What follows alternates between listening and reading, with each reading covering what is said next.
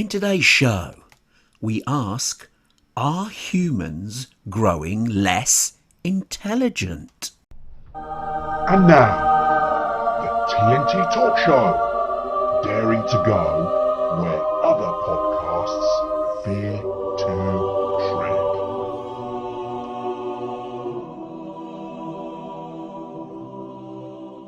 Hello, I'm Tony Fasulo, and I share the stage with my esteemed friend and colleague, Tayo Boya. Tayo, hello, my friend, once again. I hope you're keeping safe and well. Yeah, thanks. Yay! Hey, hey, hey. Let's keep this positivity going. Say hi to our audience. I can't be laughing now. Stretching too far. You did. This is just one bridge too far. I thought we were on a roll now. I thought we could manage it. Take the win, pal. Take the win. Yeah, anyway, hello, audience. I'm fed up with all sorts of things today. You know, sometimes you sit back and you think to yourself, did I make the right decision? I was talking to my wife today, and I don't know, because I said to her, there's a new guy at school, a new teacher at school, one leg named Henry.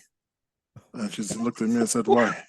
No, this new teacher, one leg. One leg? Yeah. Okay. Yeah. So I said, this guy, new teacher, has one leg, his name Henry. And he said, what's the name of the other leg? I just feel 30 years, man. This is, you just... All I'm saying is, if I tell you that death comes to the lucky ones die first, you can probably understand where I'm coming from. That's terrible. Yeah. Although I must share something I heard today, which I thought was really, really good. What is it? I have a friend of mine. His name's Joe, and he was raving about this new diet, and it's actually instigated by Dolly Parton. Right, it's a Dolly Parton diet. So Joe's been doing it, and so he's now Jolene. If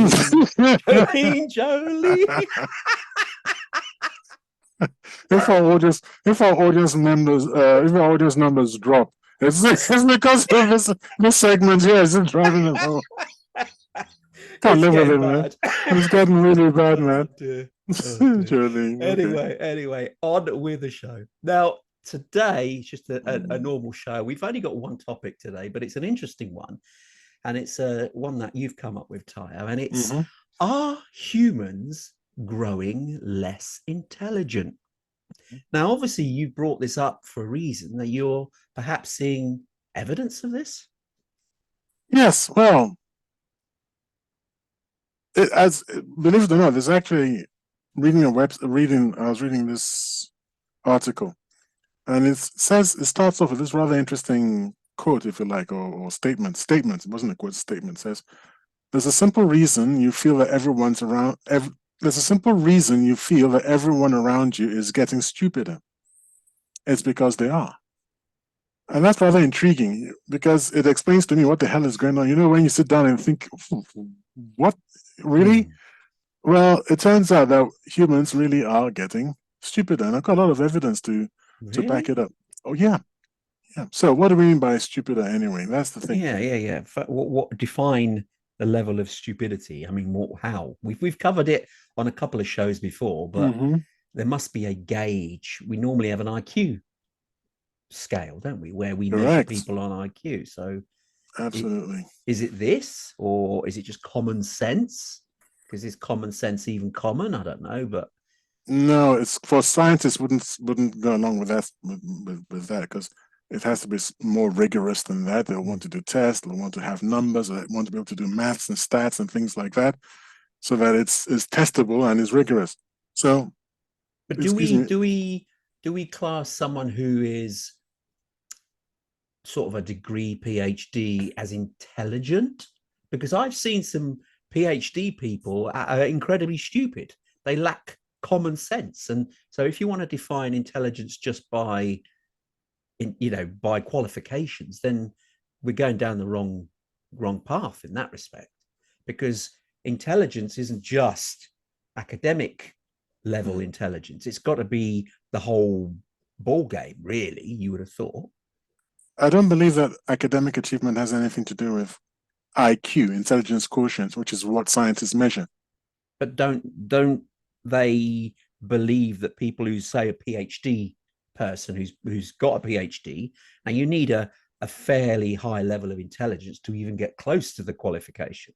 So in order to get a PhD, you've got to have a reasonable amount of intelligence. So they do go hand in hand to a point. Well, there might be a correlation, but not a causation. Yes. In the sense that I believe that average IQ is 100. I wouldn't have thought that to get a PhD in some subjects, especially in some subjects, you'd need much more than 100 because it's average IQ. You're average. You're not dumb by any means. You're just not spectacular. So if you work very hard and put in the effort, you'll get your PhD. A PhD is not a marker of intelligence, as you're saying. What is a high IQ, high intelligence quotient, and that is what is measured by scientists. They measure IQ, and apparently, so I'm going to support all of this with loads of links and everything. Apparently, there is something called the Flynn effect, and I've got but isn't that normally the Flynn effect? I'm familiar with this. It's to do with the rising IQ scores rather than lowering. Isn't that not right? It's not a Flynn table. The Flynn effect seems to indicate that over the years, IQ has been steadily rising. That's my understanding. Yes, it was first noticed. The Flynn effect was first noticed in the 1940s, and that many at the time first world countries, the inhabitants of first world countries, were showing a remarkable increase in their IQ as compared to people in underdeveloped countries, which at the time was ascribed to nutrition and the environment, because first world countries are quite information heavy. There's a lot of information that's readily available, whereas in underdeveloped countries, information is hard to come by. Indeed. So this Flynn effect, and there's a PDF of, I don't know if we're going to be able to share it with our... No, probably not. PDFs are going to be difficult to share. Well, there's a link to it. There's a link to the PDF, so we can share that. We can share the link, yeah. Sure. Okay. So that shows that up until about 1975, there was a decade by decade increment in IQ, and it was steady. IQ was steadily rising. I think to the point where they were speculating that IQ would rise by 7 points per century. Wow. Quite a wow. Yeah, that's huge. Of course, quite huge. Unfortunately, since then, as discovered by, and I'll tell you in a second, very interesting. Boya. This time, no. This time, nothing to do with me. I can't ask for a Nobel Prize, which I'll never win. This was research done by researchers in Norway. And where have I put the thing now? The Norwegian men. And what they did was they tested 730,000 tests given to Norwegian men who entered the military from the year 2000 to the year 1970 to the year 2009, because Norwegian men have to serve in the military. Yep. And as part of the induction into the military, they have to take an IQ test. Was that introduced, or was that already in place? That was already in place. Okay. So they had this data to go back to, and they could look at this data, and then they found, to their horror, that IQ is actually dropping. And this was from 74 or 10 years after? What was the actual trend? They noticed that a drop from 74 all the way down. So we seem to have peaked out about early 70s. Oh, so are we now in the not in the noughties? We're in the 2020s. Are we lower now in our IQ than we were in 1974? No, I think we're headed down there. Oh, Oh, yeah. Are we lower? That's a good question. I have to look at the table, and I can share the because table. that trend would then alarm people, surely, if that was true. Yeah, I think the trend is already alarming people. I No, I don't mean you could think it, understand a bit of a dip, and there could be various reasons for that.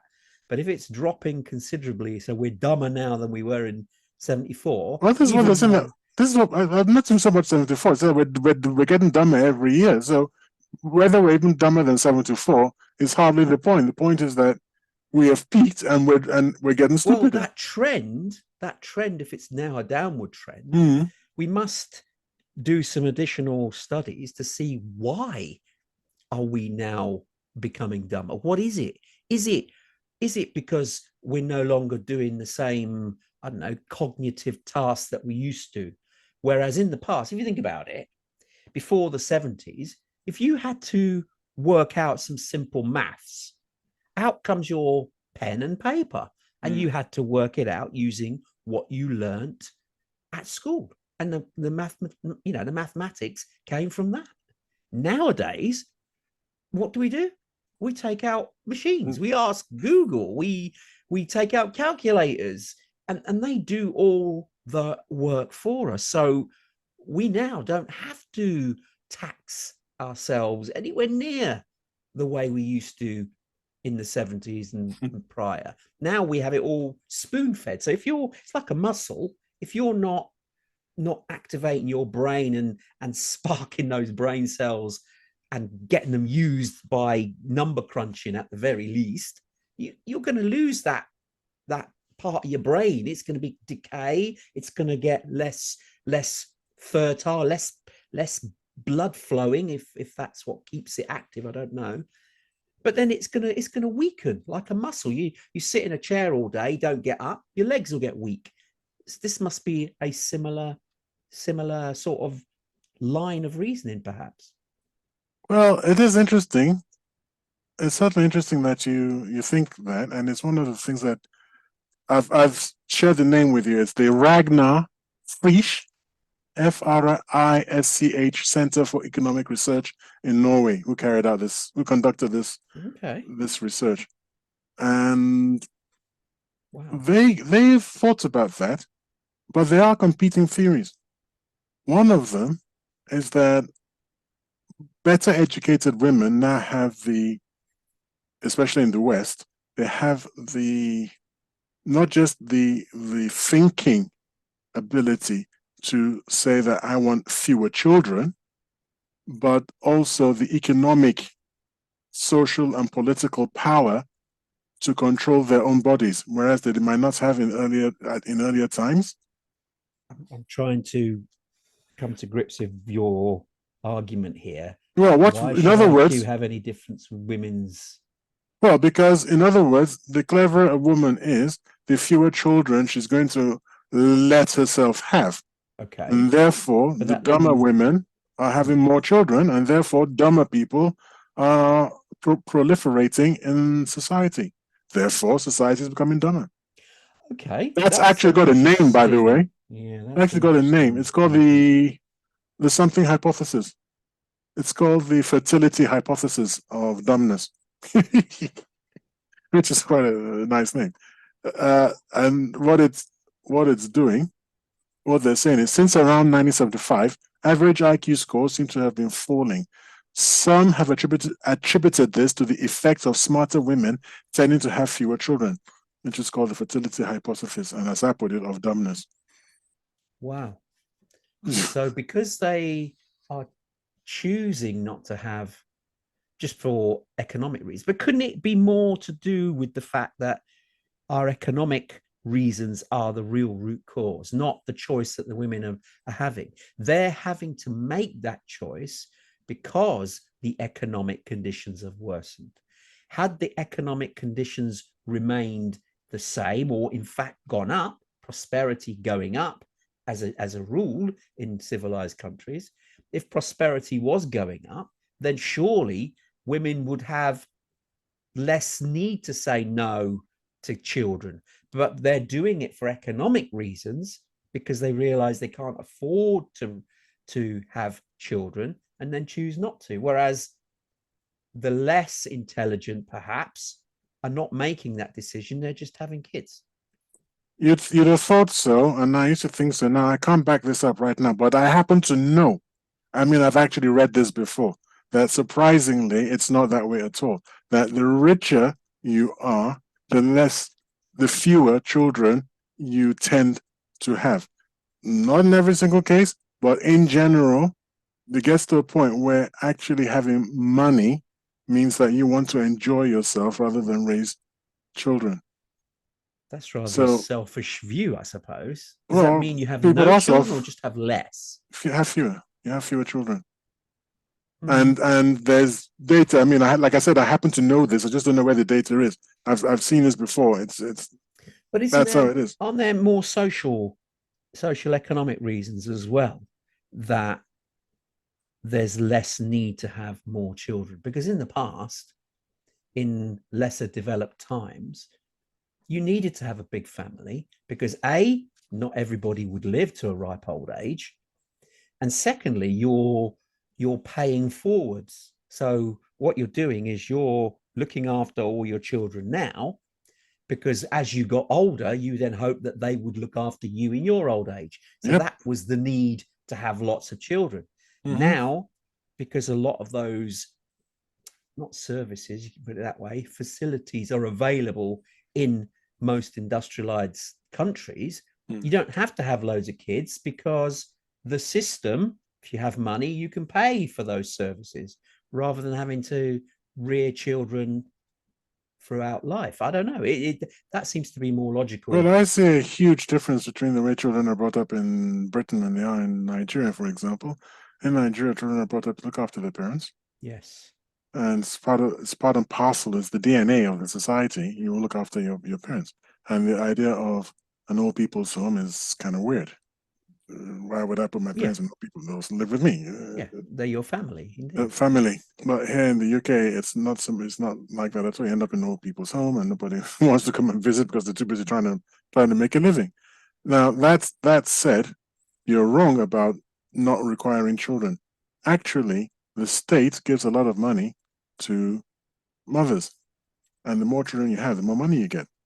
And they've worked it out. A lot of students, well, my students have worked it out and say, I just have 2 or 3 kids, I'll be fine. And that's the attitude. That's what they tell me. But obviously, students from wealthier backgrounds, and I am talking about the female students now, students from wealthier backgrounds, they don't think that way. It doesn't cross their minds that they're going to depend on them having children for the state to support them. I mean, that's a bit of a, it's a straw poll of a few kids. I mean, you can't use that as evidence that that's what is the whole. I'm not saying it's really evidence, is anecdotal, but it's still students talking to me. Look, don't forget, as a supply teacher, I hit different schools all the time. It's not, and you see this everywhere you go. Well, it's not it's when you're having a discussion. They've got this thing called TSHE. It's a course. I never even remember what it is. Physical, sexual, I don't even know. It's some rubbishy thing that we're forced to teach every so often. And it's about social issues and things. And in conversations in those classes, this sometimes, not every single class, sometimes it just comes up and it's like, what are you going to do? And why aren't you? Or if you're just talking to a student and saying, it seems you put a lot of effort into your education here, and I'll be all right. I'm going to be a tattoo artist, or I'm going to be. By the way, apparently, a good tattoo artist makes a bundle. I wasn't aware of that. But they say, I'm going to be a hairdresser, I'm going to be a beautician, I'm going to be this, I'm going to be that. And besides which, I'm going to have X number of children. And yeah, I know how much I'm going to be getting. I'll be fine. I'll be fine. So are you attributing those decisions to lesser intelligence? No. I'm arguing against for making those choices. I'm arguing against you saying that that the more money we have, and that in this society we don't need to have more children. I'm trying to show you that in this society there is still a pressure on the lower rungs to have more children than there is on the upper rungs of society. Where's that pressure coming from? Money, income. So they're choosing. It's not real pressure. It's they're seeing it as a means to an end. It just a means to an end. But it's not pressure as such. It's not like external pressure being applied saying, oh, you need to have more kids, or family putting that pressure on them. They're just working it out for themselves, saying, well, if I want to make my way in this world because the prices are high, if I have kids and more of them, I'll get paid X amount from the government in order to sustain myself effectively. But remember, that's relying on a third party, which is the government. Now, that rule may not be in place forever. We're not talking about people who sit down and think logically like that. Because if you thought logically like that, you'd actually work hard at school and look after yourself. but you're talking about students who were brought up that way, Tony. They were actually brought up. They know what they overheard the mother speaking, and they know the deal. They get the picture. They know a lot more about benefits than you and me. A lot more. Well, they know the ins. I mean, they know all sorts of things. I mean, some of my students are actually. I sometimes question who should be teaching who, because they look at me with pity when I go, where would you get drugs? Yeah. They look at me like sort of really doddering old numpty. Oh, yeah, it's in the park, man. You just go down and they're describing it to me like you're talking to a baby. Like, no, look, and they talk about sexual matters, and look, man, these are not like the kids like you and I when we were kids. we didn't know anything. These guys know a lot. They don't know a lot about schoolwork, but they know a heck of a lot about all the things that they're streetwise, but not intelligent. That's what we're saying. That's a very sweeping statement. Not all of them. Not all of them. Well, exactly. But many of them are streetwise. There's a correlation between being less interested in schoolwork and being more streetwise. There's a correlation. The ones who are very good at schoolwork are probably not very streetwise, but they're nerds. That's where the term nerd comes from, doesn't it? They do get into conversation, so you're not going. I don't think there's a way of avoiding it in this day and age. I think you will learn stuff if you're in school in this day and age. I don't think that can be avoided. You do learn stuff in school. I mean, you will from your peers. I mean, you're going to. And you're going to pick up all sorts of things, although there are plans afoot to possibly change that. I think we touched on it on a previous show where there was ideas about getting children to be educated in silos from home, but then they get brought in together to socialize. So the social element is still retained, but the educational part is split, because when you have a group of kids at a young age in a room together, there's less learning because there's higher distraction. Whereas if it's done in a isolated location, they're more likely to move further forward. They'll still be able to, what's the word I'm looking for? Interact. Yeah, they still interact with other students, but it's done virtually. So less troublesome. You can't throw a pencil or a piece of paper at your colleague because they're at the other end of a computer screen.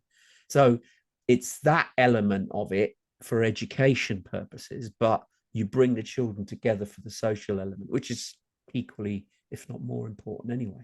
Well, I think that actually, I mean, it's not anything to do with IQ and all that, but or intelligence. But that, in my opinion, is just so that you can actually have fewer teachers.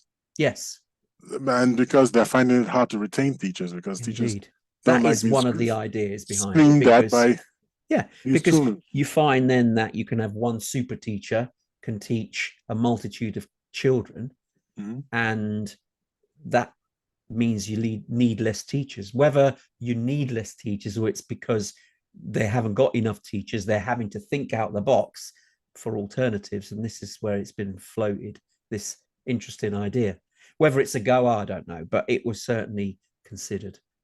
This is one of the benefits of Brexit. So anyway, talking about lower intelligence. Very good. This research from the organization I mentioned earlier it posits, it says the negative Flynn effect, and this is a table that is in the PDF. Flynn effect. Okay. Yes. And they're saying it's a decline in educational values, which you've just touched upon, so well done for that. Worse education and school systems, which is interesting. And can they quantify that when they say worse? How can they make a statement like that without backing it up? Well, there's a PDF, Tony, and there's a lot to read. So I know you like doing things like that. I'm sure it's. I'm sure it's in there somewhere. Oh. And then we've got TV and media. Yes. See, that's one thing that's really important, because if you just, as a simplified view, if you look at the adverts on TV now, and you're confronted with adverts, I never do. Not just TV, but I'm talking online as well. There's adverts in many, many places. A lot of those adverts advocate watching stuff. Watch this, watch a film, watch this documentary, watch this series. And you have these adverts that are bombarding us from many, many places. So we are encouraged, that's a word I can use, to watch more stuff in whatever medium you want to use and consume it in. But that in itself, you're getting less physical activity, you're getting less social interaction. And does that also play a part on your cognitive ability? If all you're doing is being entertained, where you're not interacting, you're just absorbing what's been. You're a consumer, basically. Yeah, that's all you are. You're just a consumer of data. Well, none of it is not useful data. For instance, it's not like it's a documentary of how life can help you. It's precisely. Not. It's entertainment. Yeah. It's that. And you forget about it as soon as you've watched it. I've had to really sit on my own I've had to monitor and enforce myself a lot less intense watching of videos to do with dogs and cats and really silly little TikToks that take 30 30 seconds, 1 minute, but it all adds up. And I get a weekly report of how long I'm on my phone, and I was looking at how long I was on YouTube, and I was actually absolutely astounded. Now, in the old days, and when I say the old days, I'm talking about maybe 6 months ago. Oh, no, 6 months ago? I thought before the internet. Just 6 months ago, I would have been listening to podcasts, that have been watching debates, that have been, with everything would have been some sort of educational value. And then just for some funny reason, one day I just thought, I just watched this dog thing. Oh, I just watched this. And then, YouTube starts offering you more and more. Of it. And then you start clicking more and more. And now I'm having to go and say not interested, just to drive those videos away. And because like 6 months have just disappeared, just like, I wasn't really doing anything. I wasn't learning anything.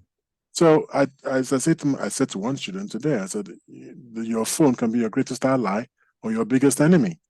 It just depends how you use it. It's in itself, it's just a dumb tool.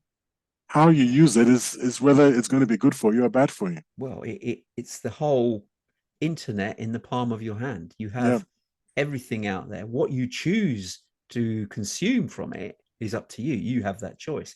And it can be a load of tosh, or it can be very intellectual. Again, it's your choice. Now, granted, some people may say, well, I just turn it on and I just watch what I watch, what's presented to me. But that's only governed by your choices in the first place. Exactly. So you can't blame the device wholeheartedly. It's not at all. No. And funnily enough, for some reason, I don't know why the universe is designed that way, but it seems to me that all the things that are bad for you are very easy and very enjoyable. And all the things that are good for you are very difficult and very, very hard. There is an element of truth in that. So it's peculiar, ice cream and chocolates. How come they're not good for you? Why is it that it's kale and rubbish like that is really good for you? It is actually to do with the brain and dopamine. Dopamine is our feel-good hormone. Feel-good drug hormone. Yes, it is a drug, because some people who are addicted to alcohol, drugs, etc., it's because of the stimulation of dopamine, which is produced by the body, but it's produced after a high has been received from some external factor. And it could be food, could be drugs, could be alcohol, and it clicks into this dopamine, and it funnels dopamine. We like it, and then you want more of it. But the problem being is you're not going to get dopamine hit from a lettuce leaf or a cabbage. It tends to be very high sugary based things, alcohol included, because that has sugar in it, and alcohol as well. And the brain likes it. Why we steer clear from things that are taxing is because anything that the brain has to work hard at uses more energy. And the body is designed not to consume energy. It wants to use as little energy as it can. So anything that taxes the brain means more energy is required in order for the brain to think. And that's why we get mentally tired, especially if we're having to do something which takes a lot of effort. So we get tired. And for release, because the dopamine, the brain goes, well, I need something that lifts me up again. I want more dopamine. And it leads you or wants you to go to things which will give you that hit. Like I said, it could be drugs, could be food. And food, I'm talking about fat and sugar, the two combinations together. And so those are the things that our body then craves in order to give us a dopamine hit to make us feel better after the energy expenditure that we've had to go through. So that's why after a long, hard day's work, I'm so tired. Do I really want to sit through and watch a YouTube video improving my education? No, that's too taxing. Let's turn on some dogs and cats. That's easy. And that's almost like a dopamine hit in itself by doing that, because we've exerted enough energy during the day in our job. So all we want to do when we come home is just relax and not do very much at all. There's nothing wrong with that. That's very worrying, actually, Tony. That actually makes so much sense that you said something like that, and we now know the universe is going to have to balance it out. Because you've come along and it makes so much sense. Something terrible is going to happen. all these shows we've done together for the first time, thinking, God, Tony, that really makes a lot of sense. I mean, oh my God, what disaster! Just to balance. Listen, I've got to have my share occasionally. Just to balance this out. It's really scary stuff, man. Now I'm going to have it. We're going to be really jumpy over the next few days. That made a lot of sense, and I can't. No, that's really good. I mean, at least it's good to have an explanation as to why all the bad things are good for us. It's the first time I've heard an explanation apart from it is what God wants, you know. So yeah, well done for that. Back to our intelligence thing. Yeah. Another cause of the negative Flynn effect is, I've mentioned educational values. That's values, and then educational. You see, decline in educational values. I wonder if it's, I don't know how it would work in the West, but I'm sorry, I know some people are going to be really offended by what I'm going to say, but in Nigeria, you have people who spend a lot of time studying religious texts. Okay. Let me just say religious texts. So, but the actual schools where children are sent and they sit there and they recite, and they keep reciting and reciting and reciting these texts. I don't even think they know what they're reciting, because it's not in a Nigerian language. I don't want to specify which language, but it's a foreign language. And they keep reciting and reciting until they've learned it by rote. I don't know that they know what they're even reciting. I have no idea if they do that. And they're willing to give up time with, with the STEM subjects and maths and what they call Western education. In fact, there is, if you might know about it, an activist group, rebels, if you like, or activists, whatever you want to call them, who are specifically against Western education, and in the language, in the lingua franca, it's Boko Haram. Have you heard of Boko Haram? Yeah, I have. Yes, I have. Boko is like book, so, but it does have the connotation of a Western textbook, Yeah. and Haram means forbidden. So Western textbooks are forbidden. That's the name of the organization. So when you talk about decline in educational values, for them in particular, if they were to realize just how academically gifted early people from the Arabian Peninsula were, because whilst Europe was going through its Middle Ages, these were the people who were coming up with mathematics and astronomy and basically all the sciences of that. So anything but Boko Haram, to be honest. So when you say a decline in educational values for that continent, I can understand, but I'm not really sure what they mean with a view to, because this was a Norwegian. Remember, this was a Norwegian. Yeah. So what do they mean by declining educational values? I wonder if it is what I see in schools, what we're trying to teach the children. There's so much emphasis on LGBTQ and all that sort of thing. Recent though, come on. Yeah, well, I'm saying, what are the values? What were they trying to teach historically from the 70s and 80s? How did we get to where we are today? Everything seems to be, you don't have to try because everybody deserves a prize. You know, that kind of mentality. That is a woke philosophy, isn't it? Is it recent? I don't think that's recent. I think that's the last 80s. No. Really? No. Definitely a lot later. Okay, 90s. No, probably in the noughties onwards. That's when that started to sort of become prevalent, because what people discovered, that you had some elite athletes, for instance, and there was a lot of children who weren't gifted physically, and so that's when that came about. So it felt unfair for a lot of these non-gifted physically non-gifted, that would ever compete. And so they brought in, well, we won't bring winners and losers, let's just reward everyone for taking part.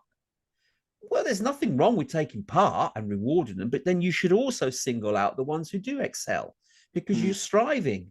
But they got rid of that bit and just rewarded everyone the same. So you've now removed that ambition or direction for some of those kids who had that talent, physical talent, to compete in whatever sport it was. Because you don't, I don't know whether this is true, but if someone does well in, I don't know, education, and they get an A grade and someone gets a D grade, are we now taking those away and say, well, we don't want to give someone a D because that makes them feel bad, and we weren't going to give the A. Let's just say everyone gets a C. And they're not going to do that, are they? That's not happening. No. Okay, good. Well, see, so why was this introduced for physical activity, but it's not for mental activity? Because surely if someone is, it's still introduced for everything. No, Tony. What happens is this: if students get praise nowadays for not achieving very much, so you still get praise because we're supposed to. The idea being, well, you give it a shot. So trying is sometimes all it takes, and trying is fine. You actually don't even. You see, trying and failing. You're meant to avoid. Good. No, you're meant to avoid even using the word fail. So if someone who doesn't actually do very well, you are meant not to say you're not doing very well. Well, you can say you haven't succeeded. You can say that. You can say that, but it's like, yes. So you're always struggling with, how do I just say, look, man, you're useless, and you've got to try harder. Because you're now using the term against the individual, which is wrong. I get that. But really? The act. That's why I keep getting sacked. No, but the act is what you say, right? Not the individual, the act. Okay. Someone who isn't concentrating in class. Yeah. And is mucking around. Yeah. It's the act, not the person. You've got to say the act's not the person. Yeah. It's the act, not the person. So someone's if you, not useless. The act wasn't right. well, you're useless because you're not trying. You're not trying. No. You see, that's the vocabulary that does need to be Maybe used. that's the decline in educational values we're talking about. No, That I because would go back to my Stone Age thing, which is that, look, dude, you're useless, and you're going to keep being useless until you put some blooming effort in. well, okay, you've now Harsh. turned that around, which is fine. But rather than say useless, would it be better? Listen, dude. Okay, you can be better than that. That action wasn't great, was it? Your action. It's not part of you. It's an action. You've taken that action, and that action wasn't very good. Now you can take a different action that will be good. It's a choice. You choose the action. Everything we do, everything we say is a choice. It's an action that we take, whether we speak or whether we use our bodies in some way. It's an action. And we choose it, because if we don't like that action, we can change it to a different one. So we're not stupid. It's the action that's stupid or incorrect or misguided. So you're not attacking the individual. You should be not attacking, but you should be looking at the action they've taken. And it was based on wrong information, wrong desire, wrong choice. But it's the action. Do you agree that some people are actually stupid? Do I agree? Yeah. Some people are actually, if you don't want to use the word stupid because I was taught it's the wrong word, they're actually intellectually not gifted. Yes. Of course. You agree? Of course there So are. if you're intellectually not gifted, there's actually no point trying to fit a square peg into a round hole. I totally agree. I remember seeing a wonderful picture in the Telegraph, I think, newspaper, and it was to do about the education system. And I think we've talked about this on a show before. I do remember us mentioning it, but it'd be great to mention it again. And they had this teacher with a classroom of animals. And there was a fish in a bowl. There was an alligator. Oh, there was you mean real animals, not children animals. Yeah, it was trying to make a point. It was trying to make a point. And we had a monkey. And he said, right, class, today we're going to climb the tree. And I want you all to try. And the fish and the alligator are looking at each other like, what? Because it's something that they're not talented to do. Not designed, not talented to do. A fish isn't designed to climb trees. It's not a way, and that's an extreme example. Because with the right instruction, with the right training, with the right teachers, with the right hand-holding, with the right what's the word I'm looking for? With the right coaching, everyone can improve. Everyone can. It's the investment in all of those things that isn't possible. So people then have to find it for themselves, or they don't have the emotional strength to do it for themselves. And so they fail in their eyes. But if everyone was given the right tools, everyone could improve. No one's going to be an Einstein, but they'll be better than they were, and they'd be more successful than they were. Because this is interesting, because this is what we started off with. What is a decline in educational values, and where we're headed, where we have arrived at, is a discussion of the meaning of educational values. Because what I hear from you, I was thinking in my head that if you were given this speech to a group of educationalists, is that the right word? If you were given this to educators, if you were given this speech to a bunch of educators, you would have lost them with the fish thing, because fish are not going to climb a tree. End of story.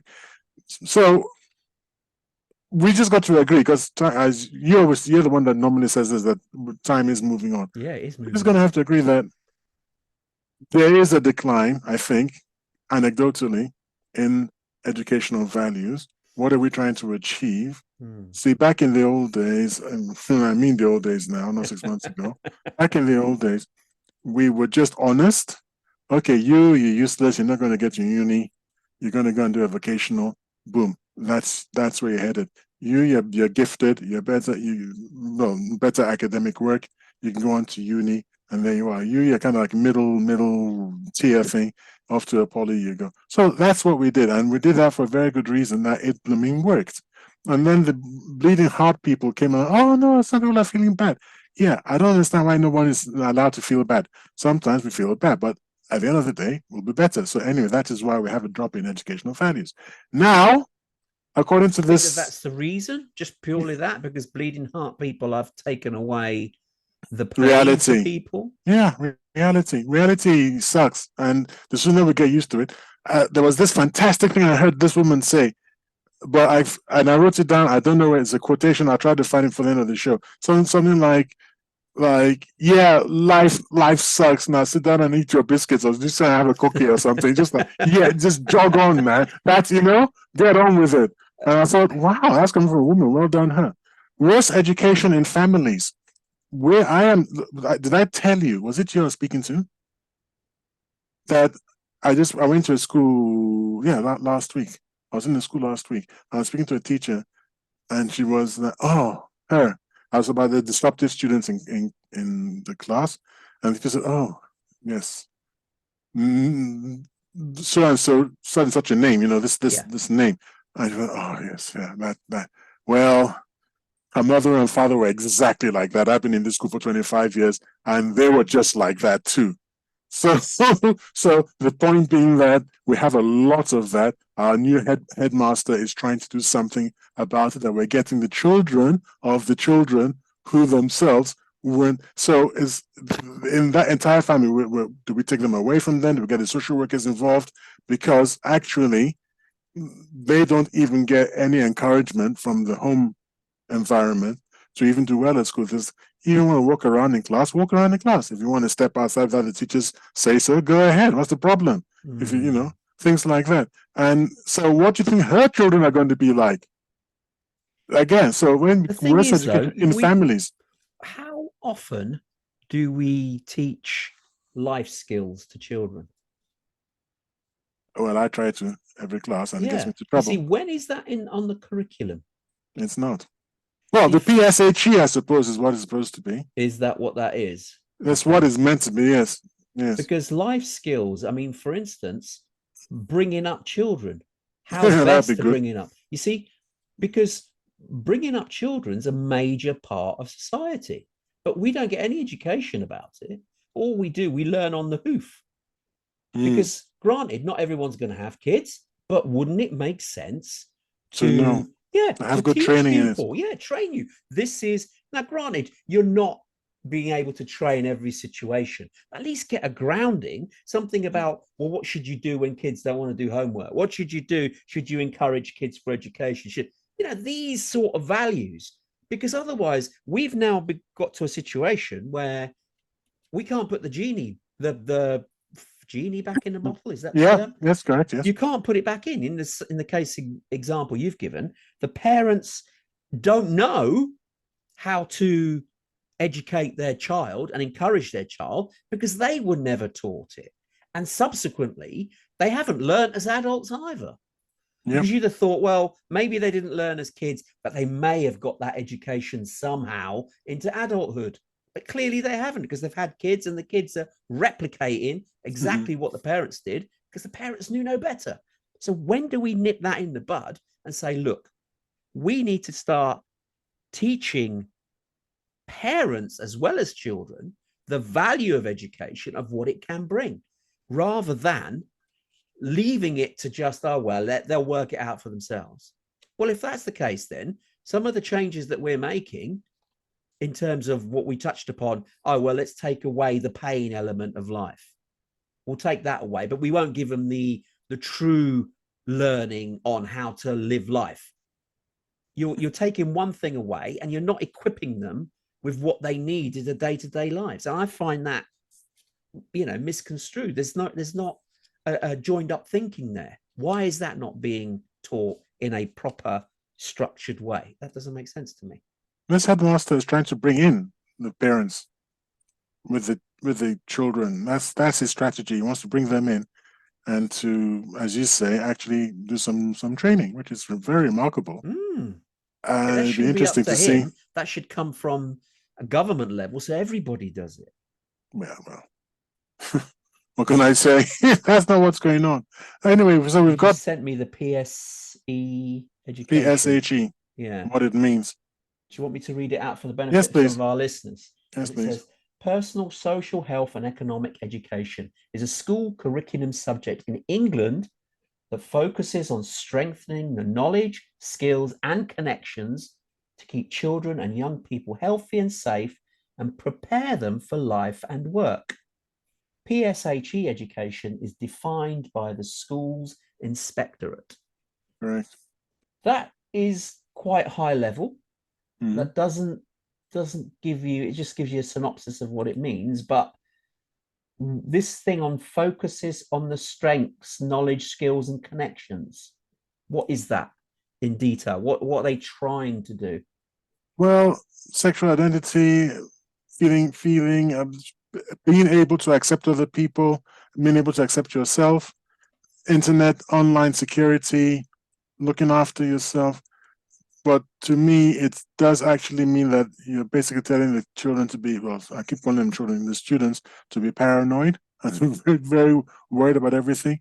I believe it delivers to the students a great sense of entitlement without any of the obligations.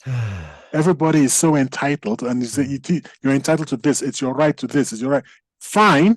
How about also what you're obliged to do? To What society and your family and everyone else. What are your obligations? This is, all about, and my students are so ready to say, "Oh, that's rude. Oh, sir, that's rude." This is when they've been making noise and making a ruckus. They've been disrespectful. They've been rude themselves.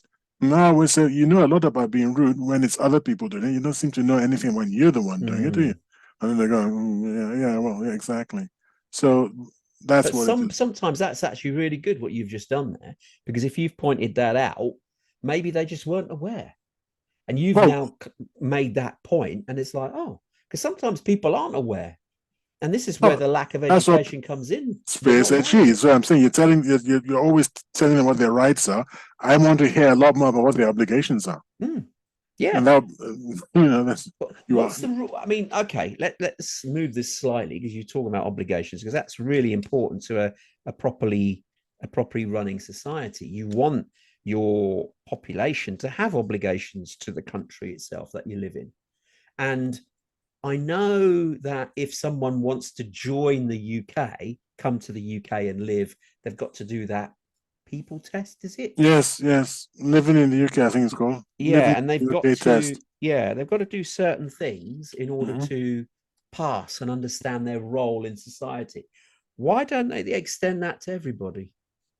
Because some of the things in that actually make good sense. So why do you have to expose foreign people who want to get citizenship to that, whereas you're not actually exposing your very own citizens to the same values that they're well, there should be, because they should go through the curriculum in this country, which should then guarantee that they are exposed to those things. That's the whole idea, that if you grow up in this country, you don't need to take the test because you're sensitized and culture. No, that's anyway, you're sensitized to it and cultured, if that's a word. I don't think it is. And cultured, socialized. So all this educated, and it just seeps into your psyche because it's just something you're exposed to day in and day out.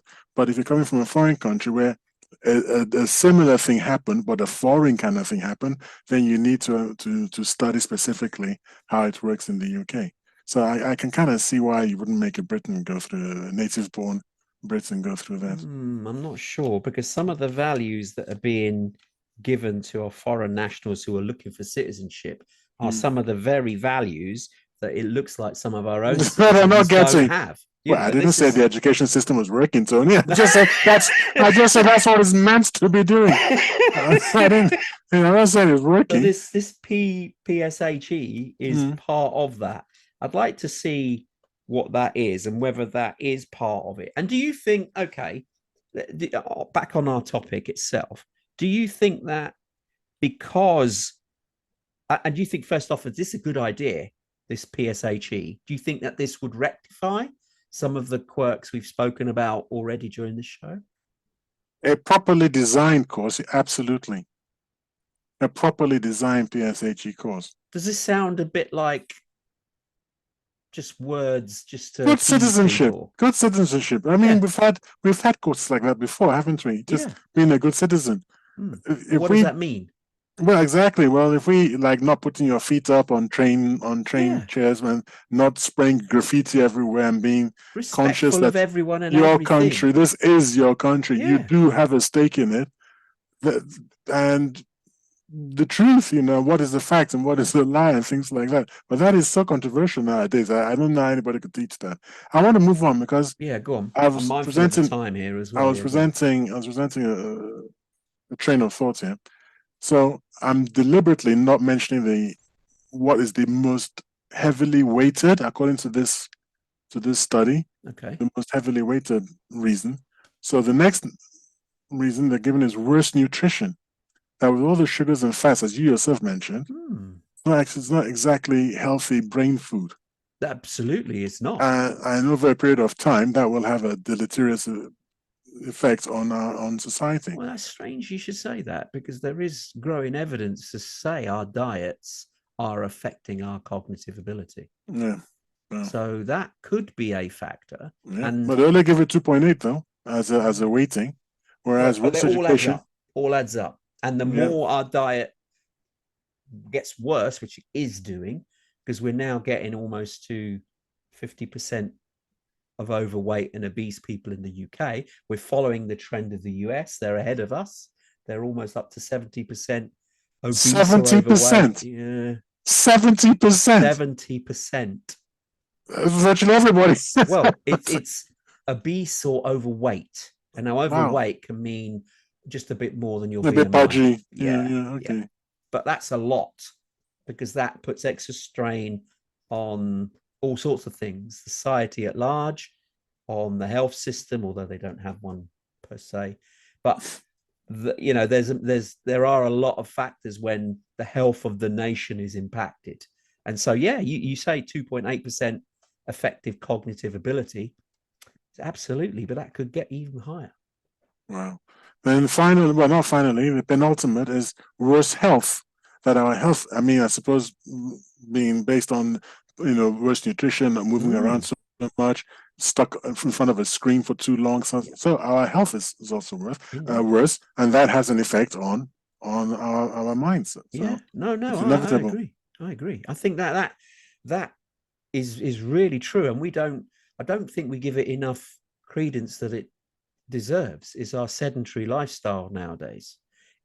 That has a massive bearing on our overall health and well-being, and certainly marry that with the poor nutrition, and you're heading for a bad place, and clearly not good. And cognitive ability still part of your whole body. If your body's not functioning in tip-top, then neither will your brain. Now, I've left this to last deliberately because this to me is the most controversial, and I wonder if this wasn't the whole point of this study, because to me it's really migration. Migration is has the biggest effect on cognitive ability in Norway. Migration. Could you 4.74. Elaborate?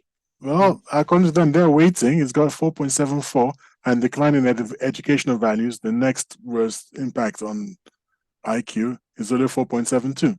So migration is the dumb people are migrating into the country, possibly mixing their genetic makeup with those of the natives, and possibly that is what is leading to this cognitive decline, that mass migration, and that is part and parcel of this PDF thing. This that I encourage everybody to go and read for themselves. I'm not sure about the migration one. That seems strange. So you're saying that if you look at that image I sent you, it's actually number 1 on the list. I left it to last.